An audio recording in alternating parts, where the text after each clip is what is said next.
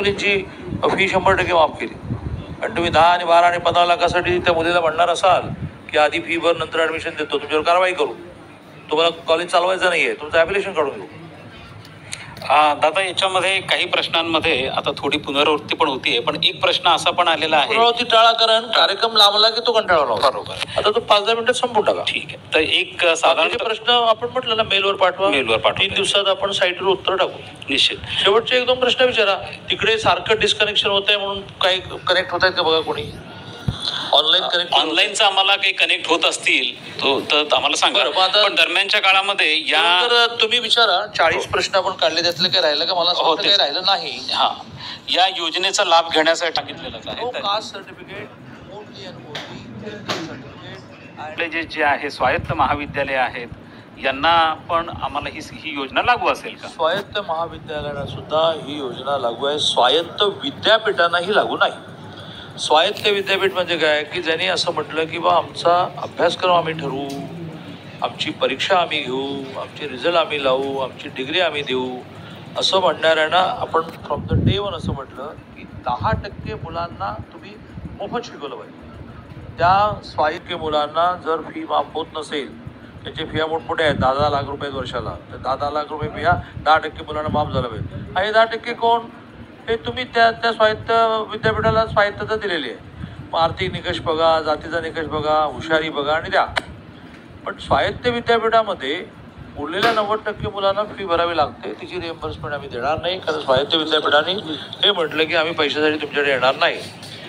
Dim युनिव्हर्सिटीच्या बाबतीमध्ये मगाशीच clear केलं, महाराष्ट्रात 25 डीम युनिव्हर्सिटी आहे, त्याची फी 20% फी वजा करून त्याच्या निम्मे आम्ही देणार मुलांना, त्याच्या पूर्ण आम्ही देणार मुलींना डीम युनिव्हर्सिटीच्या बाबतीत. हॅलो सर, ज्या शैक्षणिक शुल्कात इतका फरक का आहे? मग त्यांना कॉलेज चालवण्यासाठी ॲडमिनिस्ट्रेटिव्ह एक्सपेंडिचर असतो, म्हणून मग त्यांची फी कमी असणार.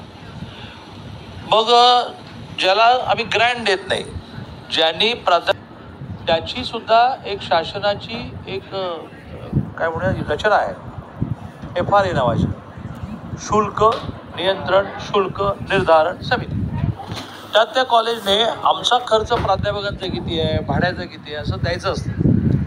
मग ही FRA ठरवते की हे सँक्शन करायचं की नाही. सँक्शन केलं, त्याला विद्यार्थी संख्येने भागलं की पर विद्यार्थी फी येते. पण ती जास्त देणार ना, कारण त्यांना आम्ही अनुदान देत नाही ना, प्राध्यापकांची पगार आम्ही देत नाही. त्यामुळे एक झालं शासकीय अनुदान असणारी कॉलेज, दुसरं आहे की ज्यांना अनुदान आम्ही देत नाही, आणि तिसरं आहे स्वायत्त. तर स्वायत्तमध्ये सुद्धा मी सांगितलं की स्वायत्त विद्यापीठांनाही आम्ही 10% मुलांना, अर्धविरुद्ध नाही, मुलांना आणि मुलीला 100% त्यांनी फी माफ दिली पाहिजे. हे त्या स्वायत्त विद्यापीठात शिकणाऱ्या मुलामुलींची जबाबदारी आहे. त्याने आम्हाला रिपोर्ट करा. आता मी कमिटी फॉर्म केली स्वायत्त विद्यापीठाचं काय चाललं आहे त्याचा अभ्यास करायला. चांगलं चाललं आहे, पण मग असं एखादी गोष्ट राहिली आहे काय बघायला मी कमिटी फॉर्म केली. आणि प्रत्येक विद्यापीठाला 2 शासनाचे प्रतिनिधी दिले की तुम्ही बघा हे 10% मुलांना फी माफ देतात की. त्यामुळे ते फरक आहे. ओके.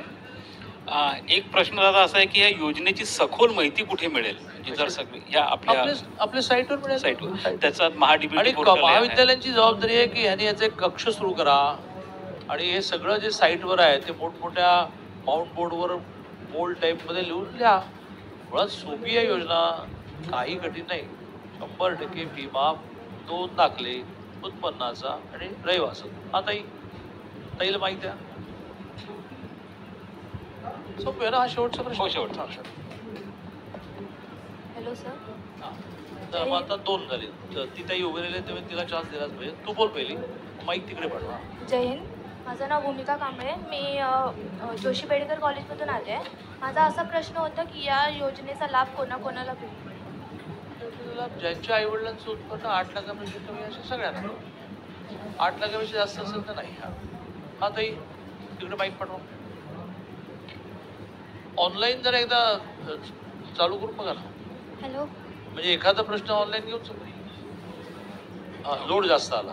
हां. नमस्कार सर, मी प्रीतीपर्णा पाणीग्राही गव्हर्नमेंट पॉलिटेक्निक ठाणे या कॉलेजमधनं बोलते. सर, माझा एक छोटा प्रश्न होता की जर सर जे करायला त्यांना पण या स्कीमचा लाभ येणार का? अन्य राज्यातून आलेली मुलं त्यांचं जर 15 वर्ष महाराष्ट्रात ते राहतात, याला म्हणतात अधिवास दाखला किंवा डोमिसाईल सर्टिफिकेट. आपल्या शिक्षणच नाही, म्हणजे शिक्षण सगळ्यांना मिळेल, पण अशा प्रकारच्या सरकारने ज्यांना पैसे द्यायचे ते कोणाला देणार? तर आमच्या महाराष्ट्राचे नागरिक. मग महाराष्ट्राचे नागरिक कोण? सगळेच नागरिक आहेत, सगळ्यांना वोटिंग राईट आहे वगैरे सगळं आहे. पण अशा जेव्हा योजना आर्थिक द्यायचा विषय येतो त्यावेळेला त्याचा अधिवास, त्याचं राहणं, आईवडिलांचं त्याचं, हे 15 वर्ष आहे नाही बघितलं जातं. तर समजा तो अन्य राज्यातला असेल, आईवडील 20 वर्षापूर्वी राहायला आले तर त्याला मिळणार ना. पण तो आत्ताच हरियाणातून ॲडमिशन घ्यायला आला तर त्याला ॲडमिशन मिळेल, ॲडमिशन नाही थांबवणार पण त्याची स्कॉलरशिप मिळेल. ओके, चला ठीक आहे. धन्यवाद. सन्माननीय मंत्री महोदय चंद्रकांतदादा पाटील, उच्च आणि तंत्र शिक्षण विभाग. आपण गेल्या 1 तासांपासून संपूर्ण राज्यामधनं, वेगवेगळ्या तालुका जिल्ह्यांमधनं, वेगवेगळ्या विभागांमधनं राज्याचे उच्च शिक्षण तंत्रशिक्षणाचे सचिव माननीय विकासचंद्र रस्तोगी यांना मी असं म्हणेन की जवळजवळ सगळे प्रश्न, सगळी उत्तरं आली आहेत. पण एक खूप सिनियर IAS आणि शिक्षण क्षेत्रामध्ये आधी राजभवन, मग महाराष्ट्र गव्हर्नमेंट महाविकासचं, मग महाराष्ट्र गव्हर्नमेंट महायुतीचं, असं खूप कालावधी काम करत असल्यामुळे कुछ आपको कन्फ्युजन्स विज्युअलाइज होते वगैरे उस पर जरा थोडा प्रकाश डाले. सर्व उपस्थितांना आणि विशेषतः विद्यार्थींना माझा नमस्कार. आणि माननीय मंत्री महोदयांनी ह्या योजनेची सखोल माहिती दिलेली आहे. फक्त आता इम्प्लिमेंट करताना आपली काय जबाबदारी आहे की 1 ऑगस्टपासून जेव्हा पोर्टल सुरू होईल तर तातडीने आपण पोर्टलमध्ये काय काय प्रक्रिया दिलेली आहे ते आपण समजून घ्या आवश्यक आहे. आणि नोटिफिकेशन येतात तर कुठलंही जर तुम्हाला तुमची अर्जाचा स्टेटस विचारायचं असेल तर लॉग इन करा. लॉग इनमध्ये आणि सरांनी सांगितल्याप्रमाणे 40 प्रश्न ते जवळपास आलेले होते. त्याची समर्पक प्रश्न आणि उत्तरं अशी सांगोपांग चर्चा झालेली आहे. मी फक्त एवढंच म्हणेल की काही बाबतीत अजूनही शंका असेल, प्रधान सचिव सरांनी सांगितल्याप्रमाणे we are open for dialogue, we are open for solving your all the issues. फक्त ज्या सकारात्मक भावनेने शासनाने हा निर्णय घेतलेला आहे तो शेवटच्या घटकापर्यंत पोहोचवणे ही सर्व आपली संस्था चालक, प्राचार्य, शिक्षक आणि सर्व विद्यार्थ्यांची सुद्धा तेवढीच भूमिका आहे, तेवढी जबाबदारी आहे. आणि माननीय मंत्री महोदयांनी सांगितल्याप्रमाणे हा एक चांगला उपक्रम आहे की 3-4 विद्यार्थींचा ग्रुप करून सर्व विद्यार्थिनी या योजनेमध्ये कसं कव्हर होतील हे जर बघितलं तर आपण प्रभावीपणे अंमलबजावणी करू शकू. आणि येणाऱ्या शैक्षणिक वर्षाकरता मी शुभेच्छा देतो आणि देवळणकर सरांना समारोप करण्याकरता विनंती करतो.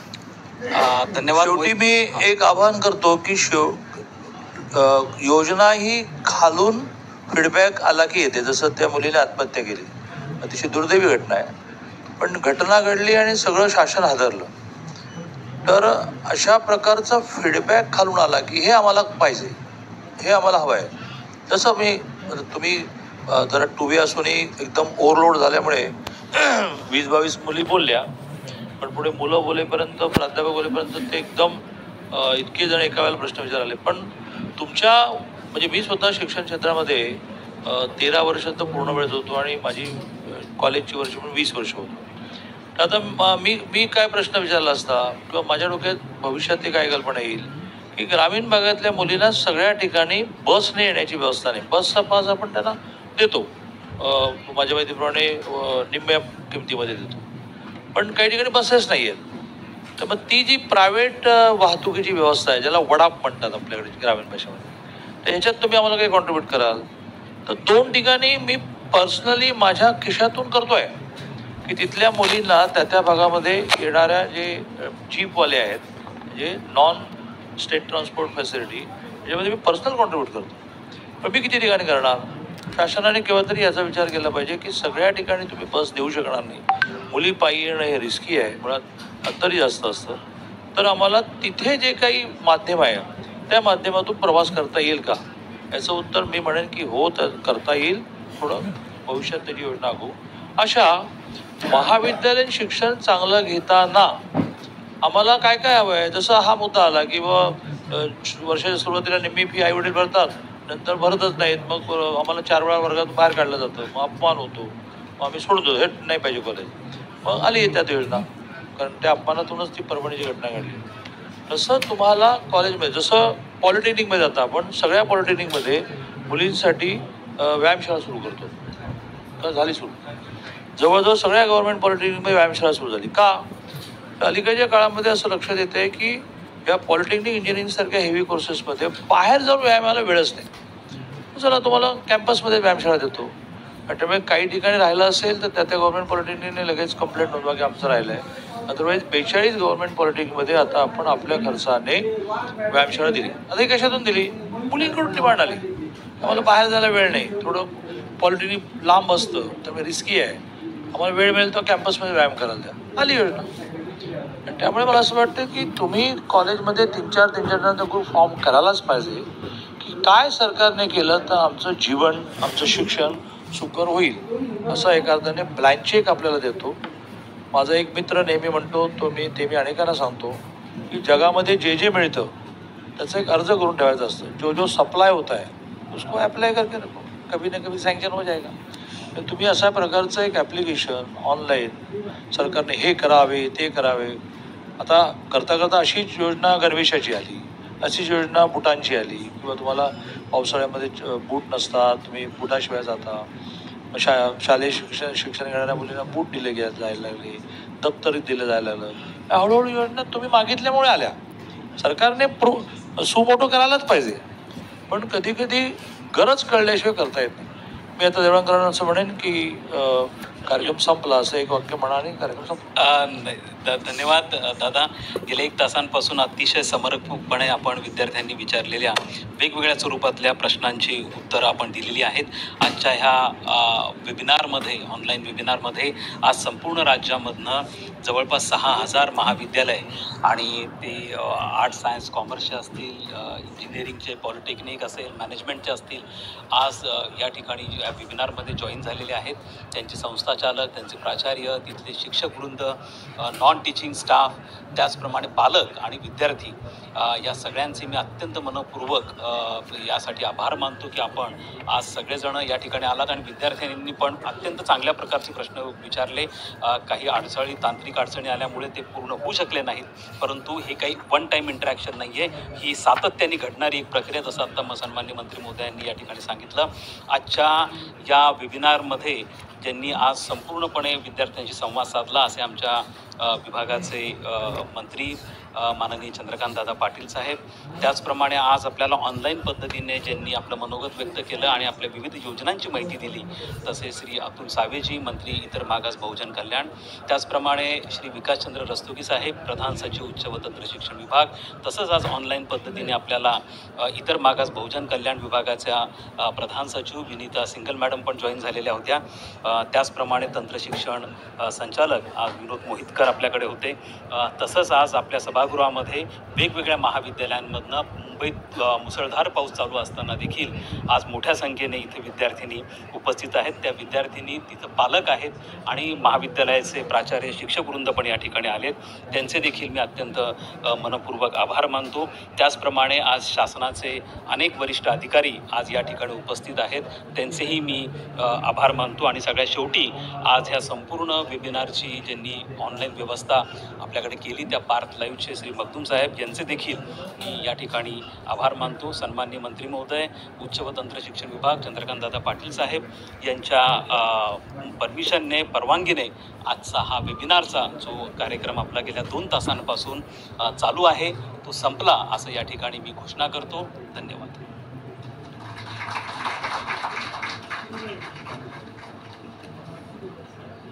हे सगळं होतं.